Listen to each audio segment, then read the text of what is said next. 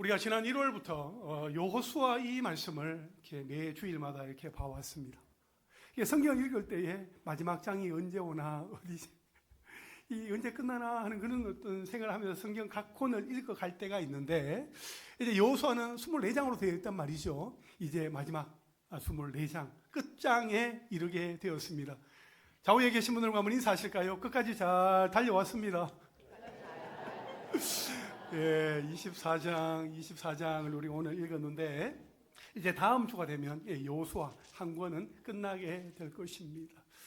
오늘도 그리고 다음 주에도 이 여호수아의 말씀이 우리 마음 가운데 주시는 하나님의 은혜가 더하여지기를 간절히 바랍니다. 오늘 설교의 제목을 한번 따라 하실까요? 여호수아의 유언. 여러분은 그 인생의 마지막에 사랑하는 가족이나 사람들에게 어떤 말을 유언으로 남기고 싶으신가요? 9.11 테러나 비행기 추락으로 인한 사건, 사고 등 재난의 현장에 그 중심에 있었던 사람들이 사랑하는 가족들에게 마지막에 남긴 메시지는 대부분 사랑해요, 사랑한다 라는 말이었습니다. 또는 더 사랑하지 못해서 미안하다, 용서해라, 행복해라, 후회하지 말고 살아라, 일보다 사람이 중요하다, 사람들과 사이좋게 지내라, 서로 도우며 살아라, 엄마 잘 모셔라, 예수 잘 믿고 천국에서 만나자, 함께 해줘서 고맙다, 너희들이 있어서 행복했다 라는 말을 남기곤 합니다. 오늘 본문은 이스라엘 민족의 지도자 여호수아가 110년의 그 인생을 살았고 그 인생의 마지막에 남긴 유언입니다. 이 유언은 재산 분배나 개인적인 부탁을 한 것이 아닙니다. 신앙의 방향을 아주 분명히 하라는 유언인 것이지요. 여호수아의 유언 속에 담겨있는 그 메시지가 오늘 우리에게도 동일하게 들려지고 있는데, 우리가 그 말씀을 함께 살펴보고자 합니다. 첫째로 한번 따라 하실까요? 하나님 앞에서 그분의 은혜를 기억하라. 그렇습니다. 하나님 앞에서 그분이 우리 가운데 행하신 일들, 어떻게 우리를 인도하여 주셨는지 그분의 은혜를 기억하라는 것이요.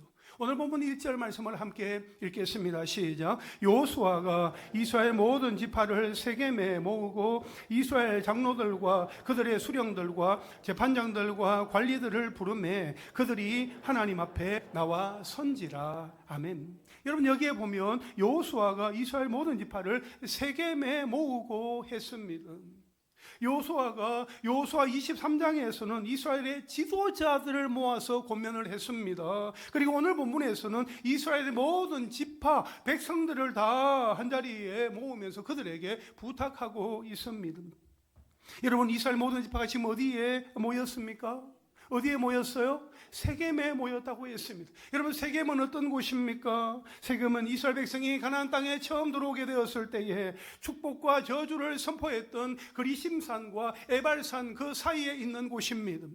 그리고 과거 갈대아 우르를 떠나 가나안에 입성한 아브라함이 여호와 하나님께 제단을 쌓고 첫 예배를 드렸던 곳이기도 합니다. 그래서 세겜은 말이죠, 이스라엘 백성들에게 조상들의 하나님을 기억하라는 그런 메시지를 줍니다. 세겜으로 이스라엘 모든 지파를 소집한 여호수아는 오늘 보면 2절부터 13절 말씀에서 이스라엘 백성들을 인도하신 하나님의 구원의 역사를 회고하고 있습니다. 여러분, 2절 말씀 한번 보시겠어요?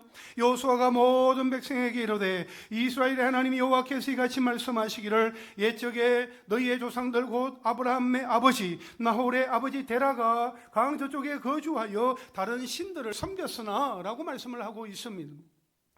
아브라함과 나홀과 하란의 아버지인 데라가 강 저쪽, 그러니까 유프라데스 강 그 건너편 지역인 메소포타미아 그 지역에 거주하여 다른 신들을 섬겼는데, 하나님께서 친히 그 구원의 역사를 이루셨다 하는 것을 여호수아를 통하여 말씀하고 있습니다. 특히 오늘 말씀에 보면, 오늘 본문에 보면 반복해서 나오는 단어들이 있습니다. 3절에 보면 내가 너희의 조상 아브라함을 강 저쪽에서 이끌어내어, 5절에 보면 내가 모세와 아론을 보내었고 또 애굽에 재앙을 내렸더니, 6절에 내가 너희의 조상들을 애굽에서 인도하여 내어 바다에 이르게 한즉, 그리고 7절에 보니까 또 내가 그렇게 말씀을 하고 있어요. 또 8절에 보면 내가 또 너희를 인도하여 요단 저쪽에 거주하는 아모리 족속의 땅에 들어가게 하며, 10절에 내가 발람을 위해 듣기를 원하지 아니하였으므로, 12절에 내가 왕벌을 너희 앞에 보내요. 그리고 13절에 내가 또 너희가 수고하지 아니한 땅과 너희가 건설하지 아니한 성읍들을 너희에게 주었더니 라고 말씀을 하고 있어요. 내가라는 이 단어를 9번 반복을 하고 있습니다. 여러분, 여호수아는 분명히 말합니다. 하나님이 하셨다. 누가 하셨다고요? 하나님이 하셨다고 분명히 말하고 있습니다. 지금의 이스라엘은 자신들의 실력이나 노력으로 세워진 나라가 아니라 하나님의 은혜로 세워진 거룩한 공동체다 하는 것입니다. 여러분, 여호수아가 회상하는 것, 지난 일을 돌이켜보며 생각하는 것은 하나님께서 이스라엘의 조상들을 선택하시고 그 민족을 이루게 하신 뒤에 어떻게 그들을 가나안 땅으로 인도하여 주셨는지를 기억하게 하고 있습니다. 여기에서 말씀하고 있는 하나님은 어떤 하나님이십니까? 아브라함을 부르신 하나님, 그에게 이삭을 주신 하나님, 모세와 아론을 보내어 애굽에 재앙을 내리시고 그곳에서 건져내신 하나님, 홍해를 가르사 자기 백성은 구원하시고 애굽의 병사들을 수장시키신 하나님, 광야 40년 동안 보호하고 인도하여 주신 하나님, 요단 동편과 요단을 건너 가나안 땅을 차지하게 하신 하나님.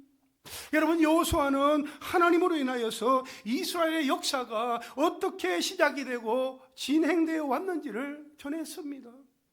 그는 이스라엘을 위해 행하신 하나님의 구원의 역사를 증언함으로써 그분의 신실하심을 확증했습니다.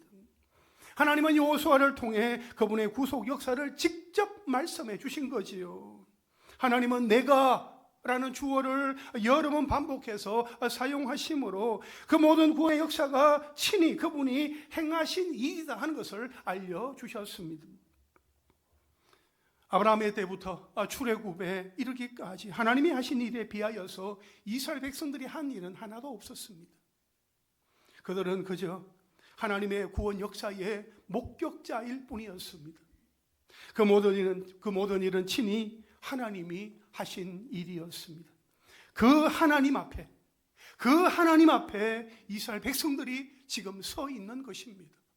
1절 마지막에 보니까 그들이 하나님 앞에 나와 선지라, 그들이 하나님 앞에 나와 선지라, 그렇게 말씀을 하고 있습니다.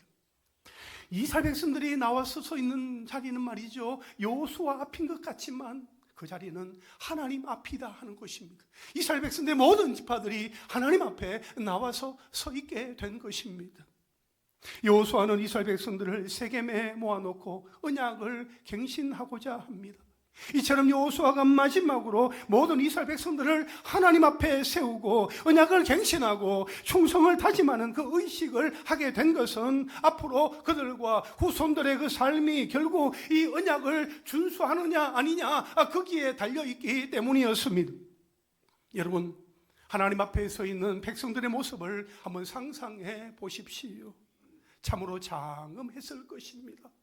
하나님 앞에 서 있으니까 또 얼마나 두렵고 떨리는 마음이었겠습니까? 그들을 창세전에 택하시고 이 땅 가운데 보내시고 하나님의 때에 선택하사 그들을 부르셔서 인도하여 주신 그 하나님, 창조하시고 섭리하시는 그 하나님의 손길을 생각할 때에 감사하면서도 찬양과 영광을 올려드리면서도 그들 마음 가운데 얼마나 정말 떨리는 마음이었겠습니까? 여러분, 우리도 일상을 살아가면서 이 코람되어 하나님의 면전에서 하나님 앞에서 나는 서 있다, 나는 하나님 앞에 서 있는 존재다 하는 것을 항상 명심하고 살아갈 수 있게 되기를 간절히 바랍니다. 하나님은 우리가 모여서 함께 예배하는 자리에 하나님께서 우리의 모습을 바라보고 계십니다. 뿐만 아니라 우리의 삶의 현장에서 가정에 있든지 일터에 있든지 우리가 사람들을 만나는 그 자리에서 하나님은 우리의 모습을 보고 계시는 것입니다. 여러분, 우리가 모여서 함께 회중 예배를 드리며 함께 예배를 드리는 이 자리뿐만 아니라 우리의 삶의 현장에서 하나님 앞에 예배 드릴 때에 그 삶의 예배 또한 하나님의 면전에서 하나님 앞에 온전히 올려드리는 예배가 될 수 있기를 간절히 바랍니다.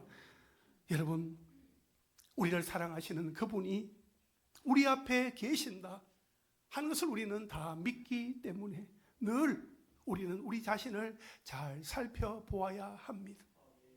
다른 사람들이 나를 어떻게 바라보느냐, 거기에 우리가 신경 쓸 때도 많이 있지만 그 무엇보다도 중요한 것은 하나님께서 지금 나를 바라보고 계시는데, 나의 삶을 다 살피고 계시는데, 일거수일투족을 하나님께서 다 뚫어보고 계시는데 하나님 앞에 서 있는 나의 모습은 어떠한가, 우리 자신의 모습을 항상 점검하면서 하나님 앞에 설 수 있게 되기를 간절히 바랍니다. 여러분, 역사에는 말이죠, 주인과 주인공이 있습니다. 하나님은 먼 과거로부터 시작하여서 약속의 땅을 정복할 시점까지 그 역사를 다 이렇게 더듬어 내려오시면서 그분이 역사의 주인이시다, 하나님 그분이 역사의 주인이시다 하는 것을 드러내셨습니다.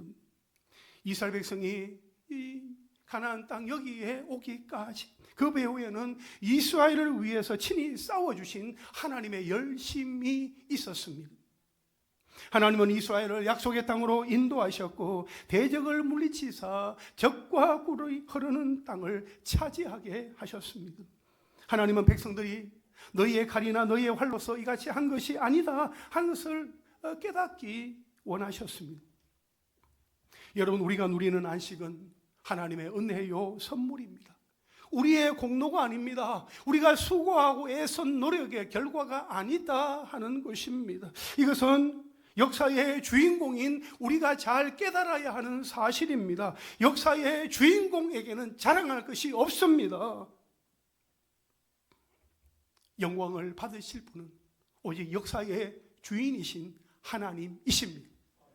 역사의 주인이신 하나님께서 우리 한 사람 한 사람을 삶의 현장에서 하나님의 섭리 아래 역사의 주인공이 되게 하여 주셨다 하는 그 사실을 생각하고 날마다 우리가 하나님 앞에서 그분이 우리에게 베풀어 주신 그 은혜, 하나님의 은혜, 하나님의 사랑을 기억하고 날마다 믿음으로 살아가는 하나님의 권속들이 다 되시기를 주님의 이름으로 축원합니다. 둘째로 한번 따라 하실까요? 너희가 섬길 자를 오늘 택하라. 너희가 섬길 자를 오늘 택하라 말하고 있습니다. 오늘 보면 14절과 15절 말씀을 함께 읽겠습니다. 시작. 그러므로 이제는 여호와를 경외하며 온전함과 진실함으로 그를 섬기라. 너희의 조상들이 강 저쪽과 애굽에서 섬기던 신들을 치워버리고 여호와만 섬기라. 만일 여호와를 섬기는 것이 너희에게 좋지 않게 보이거든 너희 조상들이 강 저쪽에서 섬기던 신들이든지 또는 너희가 거주하는 땅에 있는 아모리 족속의 신들이든지 너희가 섬길 자를 오늘 택하라. 오직 나와 내 집은 여호와를 섬기겠노라 하니. 아멘. 여러분, 하나님께서 이스라엘 백성들을 어떻게 인도하셨는지 그분의 은혜를 기억하게 한 여호수아는 이제 아주 단호한 요청을 합니다. 14절과 15절 말씀에 보니까 이렇게 말합니다. 그러므로 이제는 여호와를 경외하며 온전함과 진실함으로 그를 섬기라. 여호와만 섬기라. 너희가 섬길 자를 오늘 택하라 했습니다. 여호수아는 하나님께서 맡기신 그 시대적인 사명을 가지고 이스라엘 백성들에게 도전하면서 결단을 촉구하고 있습니다. 강 저쪽에서 섬기던 신들을 제거하고 하나님만 섬기라고 강권하고 있습니다. 우상을 없애지 않고는 홀로 한 분이신 하나님을 참되게 사랑할 수 없기 때문이지요.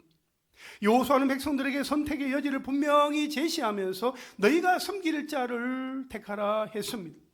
너희 조상들이 강저쪽 메소포타미아에서 섬기던 신들이든지 애굽에서 섬기던 신들이든지 너희가 지금 거주하는 가나안 땅의 신들이든지 너희가 섬길 신을 택하라 하는 것입니다. 그러면서 여호수아는 오직 나와 내 집은 여호와를 섬기겠노라 분명히 결단한 것을 고백하고 있습니다. 이 고백은 단순한 말이 아닙니다. 개인의 신앙 고백의 차원을 넘어서 여호와 하나님 앞에 구별된 가정을 세우겠다 하는 확고한 의지의 표현이었습니다. 아주 인생 전체를 건 결단인 것이지요. 그러므로 우리는 익숙한 삶의 양식과 단절하고 하나님이 주신 새로운 질서와 가치관을 따라서 새로운 삶을 살아가야 하는 것입니다. 여러분, 신앙은 나 홀로 하나님 앞에 서는 것으로 끝나지 않습니다. 하나님께 구별된 가정을 세우는 것이 그분과 맺는 첫 약속이어야 함을 기억하시기 바랍니다. 여러분, 우상은 여전히 우리 곁에 있습니다. 여호수아는 다른 신들을 치워버리라 그렇게 권면하고 있습니다. 우상은 돌이나 나무만을 가리키는 것이 아닙니다. 오늘날의 우상은 훨씬 더 세련되었습니다. 게다가 우리 삶 속에 너무 자연스럽게 스며들어 있어서 우상처럼 보이지 않는 것들입니다. 우상이구나.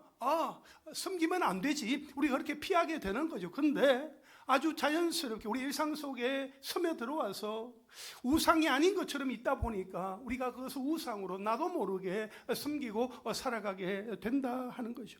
그래서 더 위험한 것입니다. 오늘날 우리 곁에 있는 세련된 우상들이 있습니다.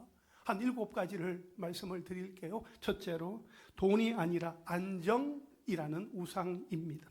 오늘날 많은 사람들이 이렇게 말합니다. 돈이 중요하지는 않아. 그냥 안정되게 살고 싶을 뿐이야 라고 하죠. 하지만 문제는 안정을 하나님보다 더 신뢰할 때입니다.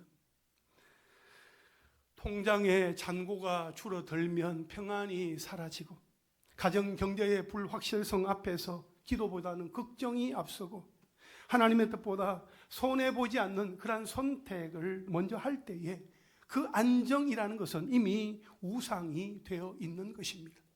그 징후는 기도보다 계산이 먼저 나온다면 안정이 우상이 되어 있는 것입니다.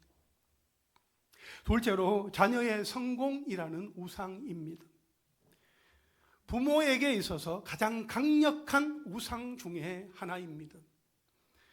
우리 아이가 잘 되어주기만 한다면, 아이만 잘 되면 내 인생은 대박 성공 인생이지.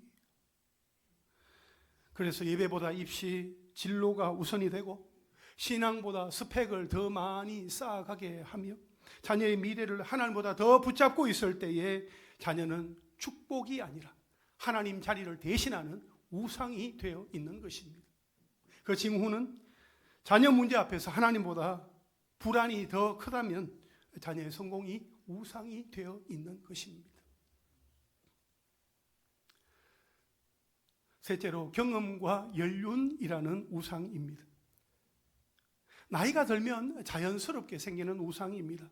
내가 살아봐서 아는데 이 정도는 다 겪어봤지.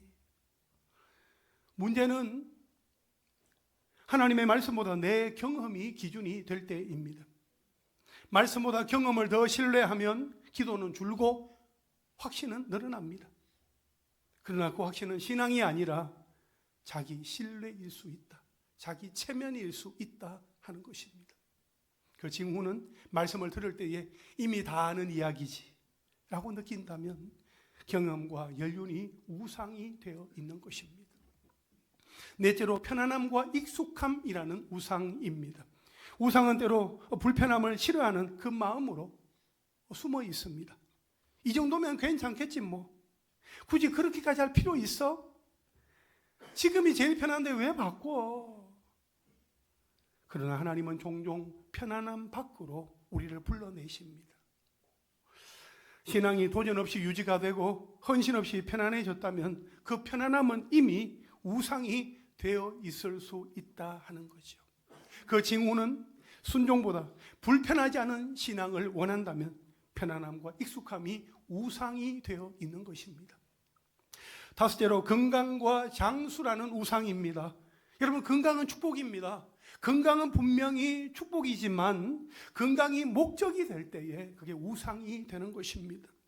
건강이 나빠질까 봐 예배를 포기하고 하나님의 사명보다 내 몸 상태가 기준이 되고 아프지 않기만 하면 된다 하는 것이 삶의 목표가 될 때 우리는 어느새 하나님보다 내 몸을 더 섬기고 있는 것일 수 있다 하는 것이죠. 그 징후는 건강은 걱정하지만 내 영혼의 상태를 점검하지 않으면 건강과 장수가 우상이 되어 있는 것입니다. 여섯째로 사람의 인정이라는 우상입니다. 이 우상은 매우 조용하지만 아주 강력합니다. 하나님보다 사람의 평가에 더 민감하고 칭찬에는 기쁘고 비판에는 무너지고 옳은 것보다 좋게 보이는 것을 선택할 때에 우리는 하나님 앞보다 사람 앞에서 더 긴장하고 있는 것입니다. 여러분 어떻습니까? 하나님보다 사람 앞에서 더 긴장하고 있습니까? 그 징후는 하나님 앞에서보다 사람 앞에서 더 바르게 행동하고 있다면 사람의 인정이 우상이 되어 있는 것입니다. 마지막 7번째, 나 자신이라는 가장 세련된 우상입니다. 오늘날 아주 가장 강력한 우상입니다. 내가 기준이다, 내가 판단한다, 내가 원하는 게 가장 중요하다. 겉으로는 신앙생활을 한다고 하지만 실제로는 하나님을 믿는 것이 아니라 하나님을 참고하는 수준에 머물 때가 많습니다. 그 징후는 하나님의 뜻보다 내가 납득이 되느냐 하는 것이 기준이 되어 있다면 나 자신이 우상이 되어 있는 것입니다. 여러분, 이러한 우상은 우리가 하나님 앞에서 치워야 합니다. 공존할 수 없습니다. 우리에게 때로는 필요한 것이기도 하지만 있어야 되는 것이기도 하지만 하나님과 나 사이에 그것이 있으면 안 된다 하는 거죠. 하나님이 계셔야 할 자리에 그 무엇이 자리하고 있다면은 하나님과의 관계를 흔들 수 있습니다. 하나님을 바라보는 그 시선을 흐리게 할 수 있습니다. 하나님께로 온전히 향해야 할 그 내 마음이 빼앗길 수도 있어요. 하나님은 온전함과 진실함으로 하나님을 섬기라고 여호수아가 말하고 있는데 하나님과 나 사이에 그 무엇이 있게 되면 하나님을 온전히 진실함으로 섬기는 데 어려움이 생긴다 하는 거죠. 그래서 여호수아는 아주 단호하게 말하고 있는 것을 우리는 보게 됩니다. 14절에 보니까 여호와를 경외하며 온전함과 진실함으로 그를 섬기라. 너희의 조상들이 강저쪽과 애굽에서 섬기던 신들을 치워버리고 하나님만 섬기라 했습니다. 15절에 보면 너희가 섬길 자를 오늘 택하라 말씀하고 있습니다. 여러분, 여호수아는 말합니다. 섬기지 않을 수는 없다. 문제는 누구를 섬기느냐, 누구를 섬기고 있느냐 하는 것입니다. 여러분, 신앙은 말이죠, 자동적으로 이어지지 않습니다. 믿음의 개성은 자동적으로 되는 것이 아닙니다. 연륜이 깊다고 해서 오래 교회에 다녔다고 해서 자연히 유지되는 것이 아닙니다. 여호수아는 언젠가가 아니라 오늘 택하라 말하고 있습니다. 신앙은 미루는 순간 약해집니다. 좀 더 나이가 들면, 좀 더 여유가 생기면 하고 그렇게 미루게 되지만 임의대로 내가 원하는 그때는 안타깝게도 오지 않을 가능성이 큽니다. 여러분, 결단은 말이죠, 미루지 말아야 합니다. 선택하지 않으면 세상이 정해주는 방향으로 세상의 흐름을 따라서 흘러가게 되어 있습니다. 그래서 여호수아는 말합니다. 나는 선택했다. 나는 택했다. 오직 나와 내 집은 여호와만 섬기겠다 하는 거죠. 그것도 하나님을 경외하며 온전함과 진실함으로 하나님을 섬기겠다라고 말하고 있습니다. 여러분, 여호수아의 이 고백에는 가정에 대한 어떤 신앙의 책임이 또 담겨 있습니다. 가정은 자동적으로 믿음의 집이 되지 않습니다. 누군가의 결단이 있어야 됩니다. 하나님께서 그 가정 가운데 허락하여 주신 남편이든 아내든 하나님은 그 믿음의 영적인 가장을 통하여서 그 가정이 하나님이 기뻐하시는 믿음의 가정, 작은 천국 가정, 하나님이 임재하시고 하나님이 영광 받으시는 가정이 되기를 원하신다 하는 것이요. 예배가 우선순위임을 알고 예배하는 자리로 나아가는 가정, 기도가 멈추지 아니하고 기도 소리가 울려 퍼지는 가정, 말과 행동이 일치하는 가정이 되어서 하나님에 대하여서 이렇게 고백할 수 있게 되기를 바랍니다. 한번 따라 하실까요? 그는 우리 하나님이시니이다. 그렇습니다. 그는 우리 하나님이시니이다. 이 고백을 분명히 할 수 있어야 합니다. 여호수아의 유언을 들은 백성들은 이렇게 대답을 합니다. 16절에 보니까 백성이 대답하여 이르되 우리가 결단코 여호와를 버리고 다른 신들을 섬기기를 하지 아니하오리니 했습니다. 여러분, 이스라엘 백성들은 여호수아의 유언을 듣고 감정적으로 반응하지 않았습니다. 그들은 여호와를 섬기겠다고 다짐했습니다. 그들은 이유 있는 신앙 고백을 했습니다. 17절 말씀을 함께 읽겠습니다. 시작. 이는 우리 하나님 여호와께서 친히 우리와 우리 조상들을 인도하여 애굽 땅 종되었던 집에서 올라오게 하시고 우리 목전에서 그 큰 이적들을 행하시고 우리가 행한 모든 길과 우리가 지나온 모든 백성들 중에서 우리를 보호하셨음이며. 아멘. 여러분 보세요. 이스라엘 백성들이 하는 이 신앙의 고백은 하나님이 친히 우리와 우리 조상들과 함께 하면서 그들을 인도하여서 올라오게 하셨기 때문에, 하나님이 우리의 목전에서 큰 이적들을 행하셨기 때문에, 하나님이 우리가 행한 모든 길과 정말 수많은 대적들로부터 우리를 보호하여 주셨기 때문에 그들은 여호수아의 도전과 권면 앞에 오직 한 가지 결론을 내릴 수밖에 없었습니다. 그 결론이 무엇입니까? 우리 18절 말씀 함께 읽겠습니다. 시작. 여호와께서 또 모든 백성들과 이 땅에 거주하던 아모리 족속을 우리 앞에서 쫓아내셨음이라. 그러므로 우리도 여호와를 섬기리니 그는 우리 하나님이심이니이다 하니라. 아멘. 여러분, 여기 마지막에 보니까 그러므로 우리도 여호와를 섬기리니 그는 우리 하나님이심이니이다 라고 했습니다. 이스라엘 백성들도 하나님을 섬기겠다는 것입니다. 그는 우리 하나님이시다 라고 말하고 있습니다. 여러분, 여호와를 섬기는 것이 사람의 마땅한 본분이다 하는 것을 여러분 기억하시기를 바랍니다. 전도서 12장 13절 말씀 함께 읽겠습니다. 시작. 일의 결국을 다 들었으니 하나님을 경외하고 그의 명령들을 지킬지어다. 이것이 모든 사람의 본분이니라. 아멘. 모든 사람의 본분이 뭐예요? 하나님을 경외하고 하나님의 명령을 지키는 것이다 하는 것이요. 여러분, 신앙은 그저 듣는 것으로만 끝나면 안 됩니다. 반드시 응답이 있어야 합니다. 말씀을 들었으면 삶의 자세가 조금씩 바뀌어야 하고, 은혜를 받았으면 사람의 삶의 태도가 달라져야 하고, 고백이 있으면 그 뒤에 결단이 뒤따라야 하는 것입니다. 여러분, 성도의 신앙은 말로 가르치는 신앙이 아니라 삶으로 보여주는 신앙입니다. 삶으로 보여주는 그 신앙은 응답으로 나타나게 되어 있습니다. 여러분, 이스라엘 백성이 이렇게 응답을 한 것은 그들이 선택해서 도달한 결론이 아니라 지극히 당연한 결론이었습니다. 우리가 하나님 앞에서 해야 할 고백도 동일합니다. 그분은 우리 하나님이십니다. 그분은 우리 하나님이심이니이다. 그분이 우리 하나님이시기 때문에 우리는 하나님만을 섬깁니다. 이후로도 하나님만 섬기겠습니다 라고 고백하는 것입니다.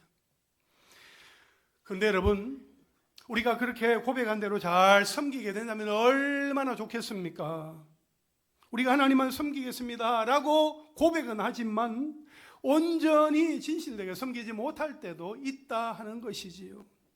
이스라엘 백성들이 그러했습니다. 우리도 여호와를 섬기리니 그는 우리 하나님이심이니이다, 그렇게 고백을 했습니다. 하지만 여호수아는 다음 장면 19절에서 너희가 여호와를 능히 섬기지 못할 것이다, 그렇게 말합니다. 이것은 여호와 하나님은 내가 선택해서 내가 섬기는 하나님, 내 방식 안에 계신 하나님이 아니다 하는 것을 강조하는 말입니다. 하나님은 사람이 감당할 수 없는 거룩하신 분이시며 그 어떤 우상이나 두 마음을 용납하지 아니하시는 질투하시는 하나님이십니다. 하나님은 나와 1:1 관계를 원하시지, 하나님은 나 사이에 다른 그 무엇을 갖다 놓고 1대1이 아니라 1대 다수가 되는 것을 하나님은 원하지 않으세요. 하나님은 나와 1대1의 그 관계 속에서 더욱 친밀하기를 원하시고 한 마음으로 진실함으로 온전함으로 하나님을 섬기기를 하나님은 기다리고 계시는 거예요.